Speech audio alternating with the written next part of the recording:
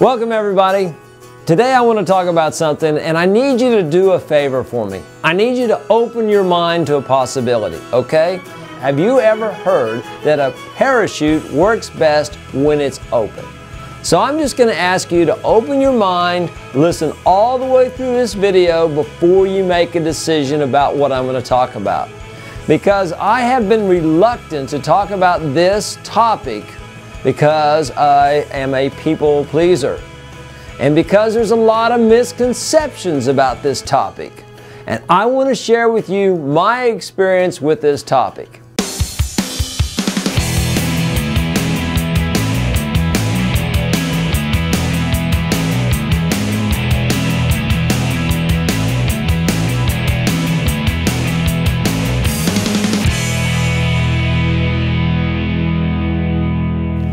So several years ago, I was driving down the highway. I'd been to my father's wedding, which is unusual. Most kids don't get to go to their parents' wedding, but I got to go to one of my dad's weddings. And my grandmother, his mother, was in the front seat of the car with me. Now, I will admit that I'd had some drinks at the party, at the reception, and I was definitely over the line. I was driving under the influence of alcohol.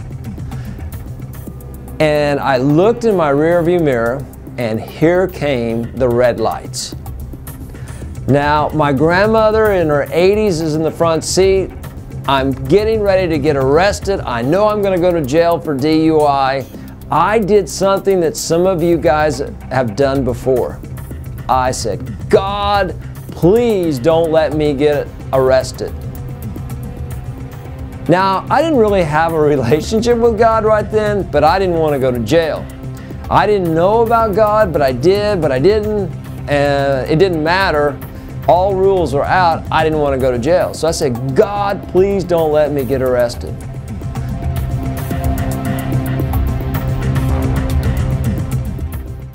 As the lights got closer to the car, I continued to pray, God, please don't let me go to jail. And then when it got right behind me, it was like magic. It was no longer a police car, but it was an ambulance.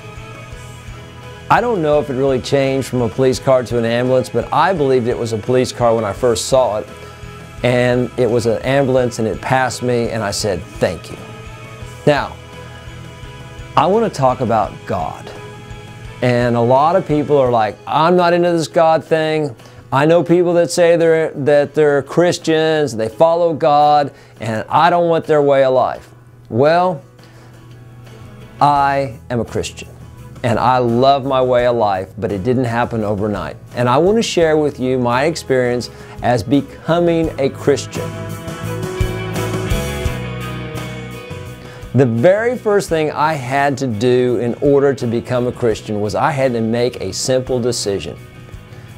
And I made that decision when I was 26 years old. I made a decision to believe in God. Now, I didn't know God, and it's kind of like when I first met Leslie, my wife. I made a decision that I wanted to get married when I was 34 years old. I made a decision I wanted to get married, and I wanted to get married to the right woman. From age 34 to 37, I looked everywhere, and once again, I prayed, God, put the right woman in my life. And it didn't happen overnight. And then one day, she walked into my life.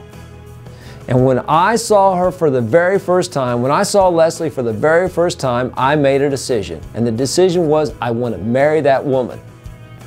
Now, I only made that decision based on the outside, not on her values, not on her interest, not on anything else other than she was very attractive and I was attracted to her. And I made the decision that I wanted to marry her. Now, just because I made the decision didn't mean that I was going to get married to her. And I watched her for a year. I watched her friends, I watched her, and after a year, I asked Leslie out on a date. Now, I could do the same thing with God. I wanted to know God, so I made the decision. And I watched people that believed in God, that shared that they believed in God, and I went around those people at church. So I went to church. I went to church in Oklahoma City at a place called Church of the Servant. It was on Northwest Highway, and now it's moved out to a really nice building, which is 100% paid for, with over 4,000 members of all different walks of life, all different ages, and 3 different services. They've got the traditional service with an incredible choir and an orchestra, and it's all traditional, singing old hymns. And I sing, not very well, but I sing. And then there's a contemporary with lights and darkness and all that kind of stuff. And then there's a small, intimate, traditional service with probably 75 to 125 people. In the main service, 300, 400, 500 people.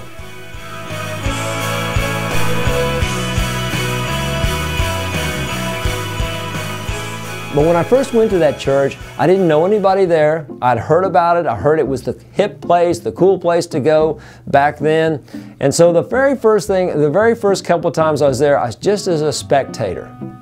And then I kind of wanted to get a little bit more involved. Now, we don't have to wait to become a volunteer. So what I did was, at the front door, they had a couple of people that were called greeters, and they had name tags. I met people at the front door as they walked in. I invited them to church. I said, "Welcome to church. We're glad you're here." And they thought, "Who is this guy?" And new people thought that I'd been there for a long time. And people who had been there for a long time thought, "Who is this guy?" Then they continued to talk about books. Now, one of the ways that I've really got to know God is through reading. There's this thing called the Bible.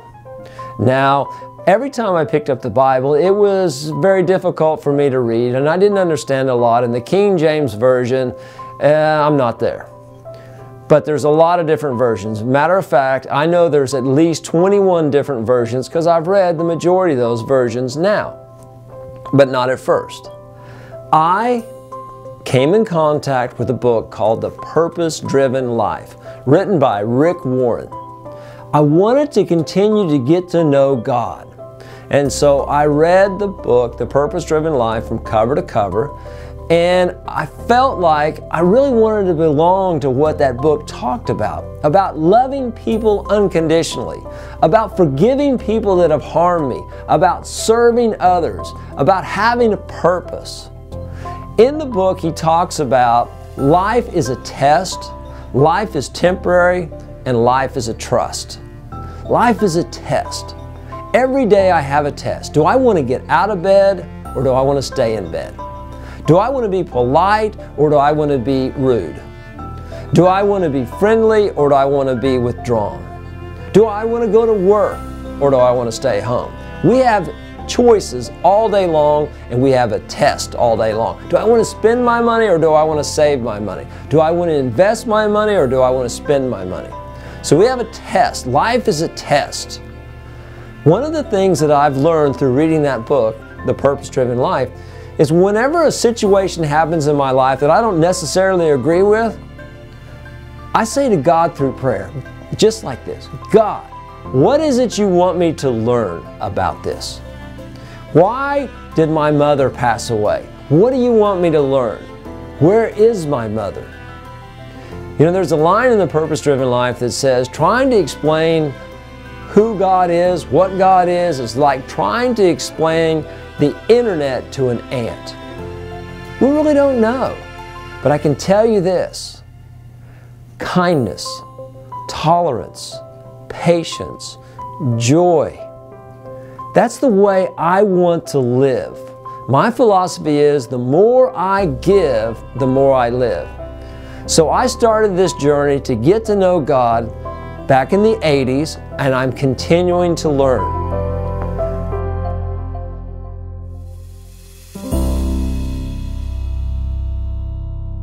I had an opportunity to go to Jerusalem. To fly to Jerusalem from Oklahoma City. It didn't cost a lot of money. I knew people that had been. I got the connections. I found someone that could be my tour guide.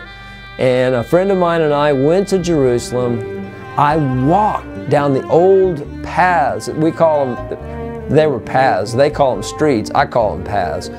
Inside Old Jerusalem. We went to Bethlehem. We toured the area. We went to the Dead Sea.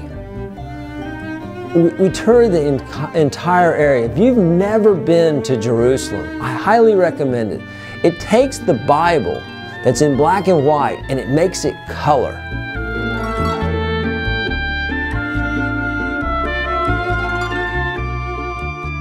I am on a quest to get to know God more every day. And one of the things it talks about is that we need to love our Creator first.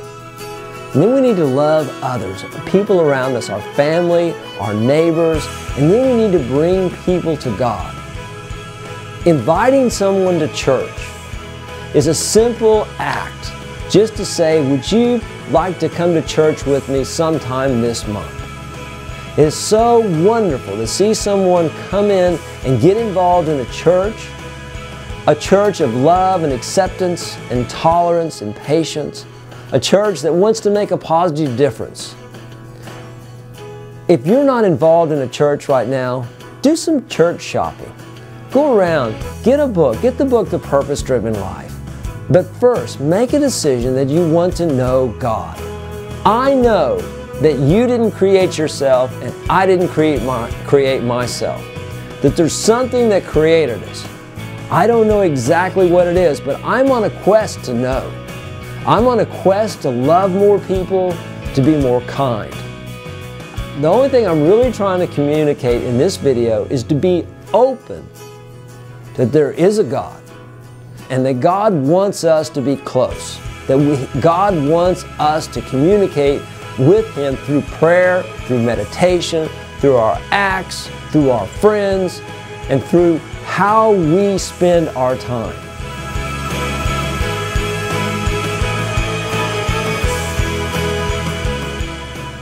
Like this video, please. Share it with other people. I look forward to speaking with you next week on an incredible topic, so I hope you tune in next week. Thank you.